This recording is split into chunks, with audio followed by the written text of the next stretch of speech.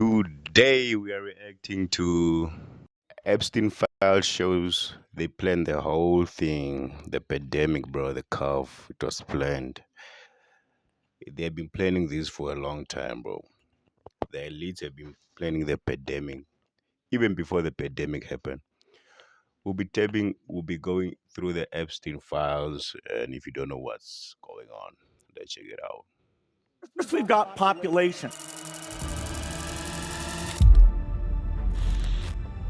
Now, the world today has 6.8 billion people. That's headed up to about 9 Bill Gates have always been on the topic of population reduction for a long time. billion. Now, if we do a really great job on new vaccines, healthcare, reproductive health services, we could lower that by perhaps 10 or 15%. So in the next 5 to 10 years, for the next pandemic, we'll solve all those problems. You say the next pandemic, there will be another pandemic. Absolutely. We don't know when. You know, the risk per year, 2%, 3%.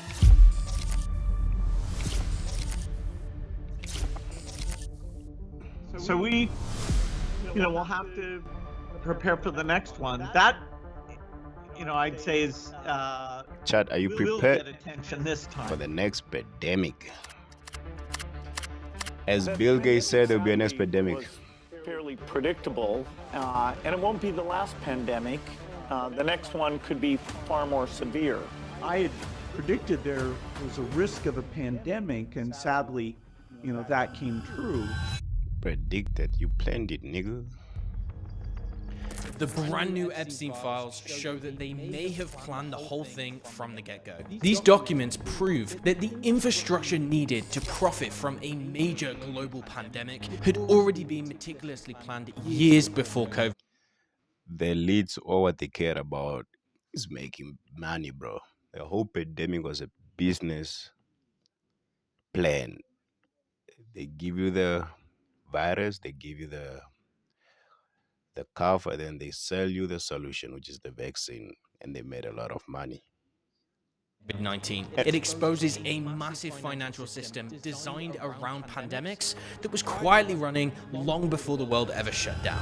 Furthermore, it also shows many of the key players who were involved. Through an extensive review of these newly released documents, investigative journalist Sayed G has exposed a hidden network which directly connects Bill Gates, Jeffrey Epstein, and a host of other extremely powerful individuals. We'll be tapping into the Epstein Files, bro. The Epstein Files. We'll be tapping into that. Role he played in orchestrating the connections, brokering the deals, and guiding the strategic decisions, also that Gates and his friends could plan for future pandemics years ahead of time. So the trail of evidence starts in 2011, with internal emails from JP Morgan Bank showing that Jeffrey Epstein helped design the financial apparatus, which would later go on to secure over $100 million in funding for the Gates Foundation. Damn. So in these emails, Epstein was advising the bank's most senior executives on how to pitch a Gates-anchored donor fund, specifically for the purpose of bringing in investment for vaccines. Now, this would of course be masquerading as a charitable project, but was in fact designed to generate massive profits. Indeed, it set up a permanent pipeline where massive amounts of money could flow into vaccine development under the cover of philanthropy. Now, by this time, Bill Gates was already heavily invested in vaccine development, though according to Epstein was terribly frustrated. This was because the Gates Foundation had, quote, already spent billions, yet there was little that could be held up as a great success. For those who don't know about the Epstein Files, these are files exposing all these tycoons, all these billionaires, how evil they are and all that. So we'll be tapping into the Epstein File. And Epstein was right. Gates had already had a long history with vaccine development, dating back to the early 2000s. However, his efforts were already being met with controversy and criticism. This was particularly true regarding the mass distribution of vaccines throughout the Third World, which were later found to cause widespread infertility. It's also true of the grand promises of disease eradication through specialized new vaccines, which in many cases actually made the problem worse. Now, it's also worth noting that Gates himself is on record, proudly proclaiming that vaccines could successfully reduce the global population by a significant amount. Chad, who took the the shots.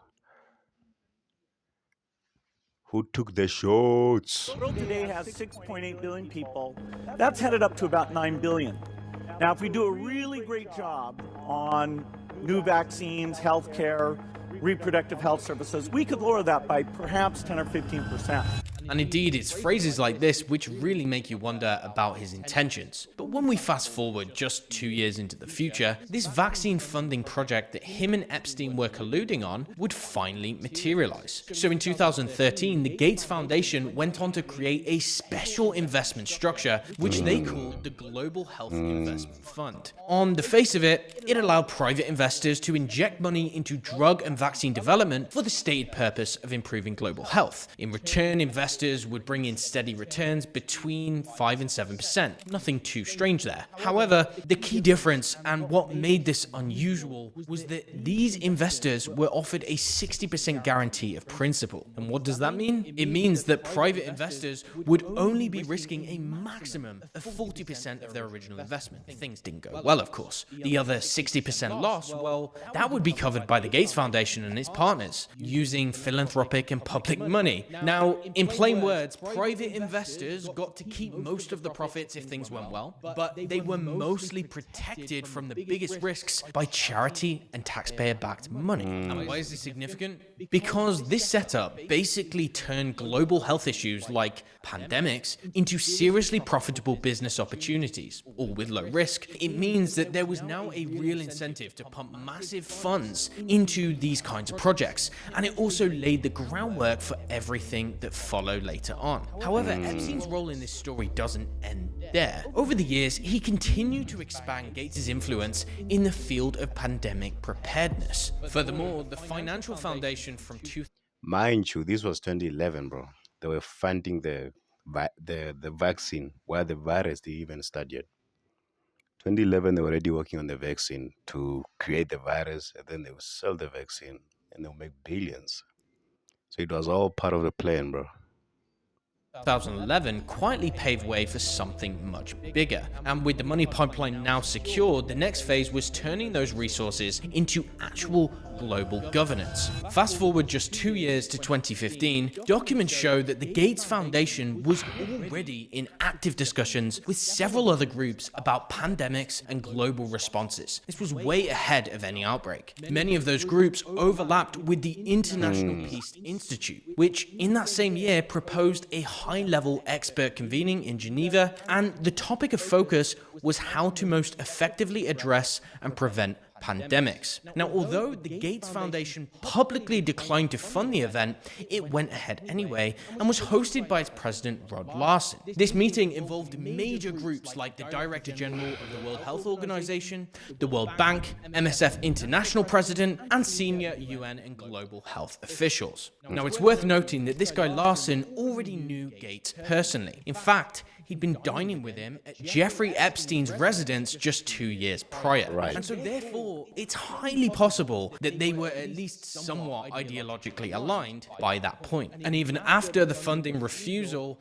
Epstein managed to keep the personal channel with Larson open. He did this by forwarding Gates' article on pandemic preparedness. And so what this basically shows is that Epstein was acting as a sort of back-channel intermediary. He was trying to spread Gates' influence and help align ideas on pandemics across many different institutions. And so we know that the elite were already aligning on pandemic governance years ahead, but the real shift happened in 2017. This was when the language changed completely. See, in their communications, Epstein and others within Gates' inner circle were now openly discussing pandemics as though they were business opportunities. Pandemics were now treated as a standing category, just like any other investment. Energy, tech. Yeah, man. These elites, they just playing on another level. They're taking this as a business. The pandemic for them, as I said, it was just a business transaction for them to make billions. And they've been talking about it from 2011, 2017. They're already planning everything, how the virus is gonna be spread, how they're gonna sell their vaccine, and all that. And they put a lot of money on it. It was like for them, it was just a business plan, bro, just to make a lot of money by killing people. These people are evil, gang.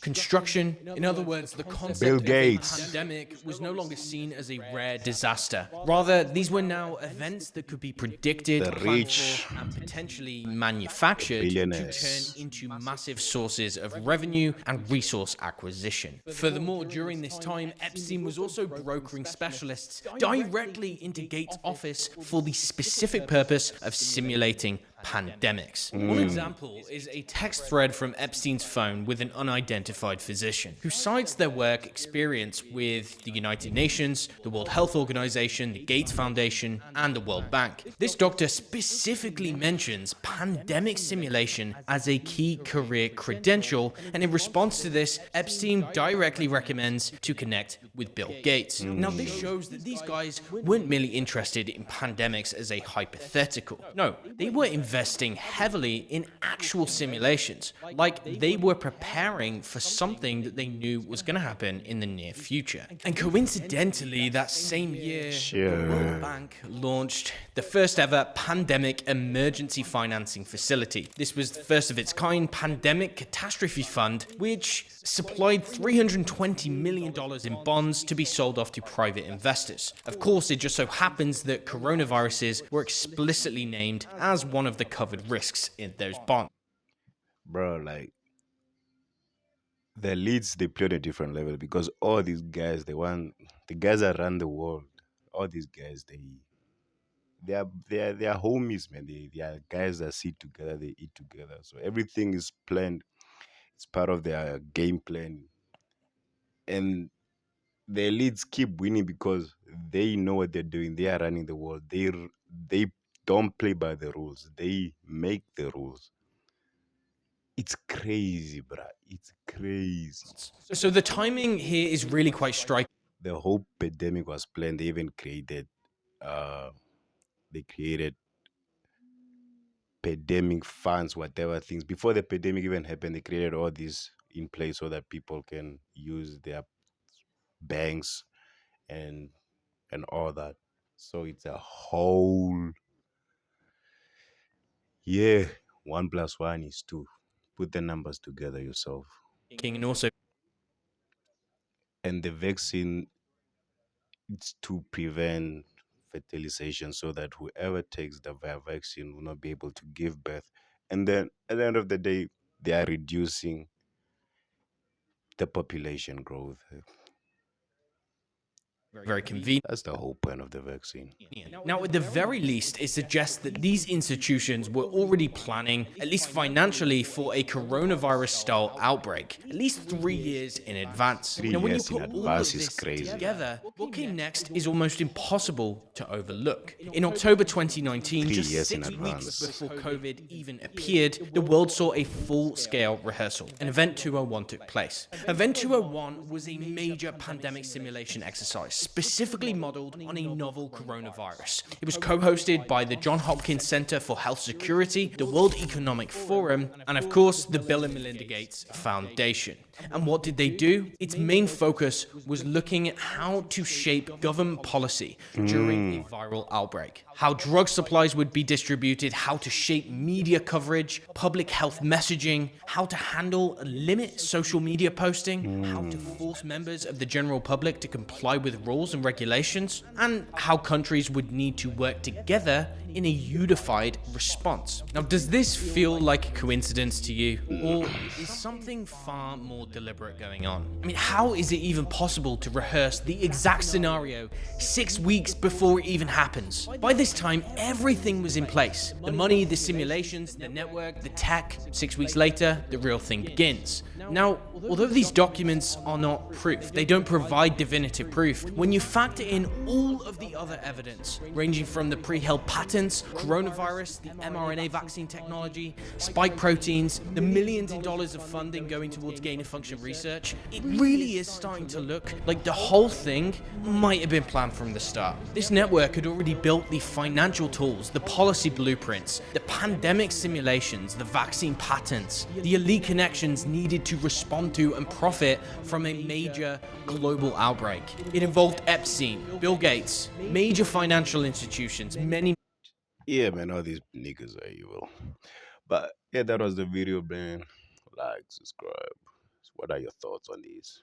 Was it planned? Was it not planned? Was it a coincidence that they came up with all this before the thing happened? Was it a coincidence that they rehearse, like they practice, bruh, before the real thing happened? How is that a coincidence? Was it a coincidence that they were talking about the vaccine in 2011 before the pandemic even happened?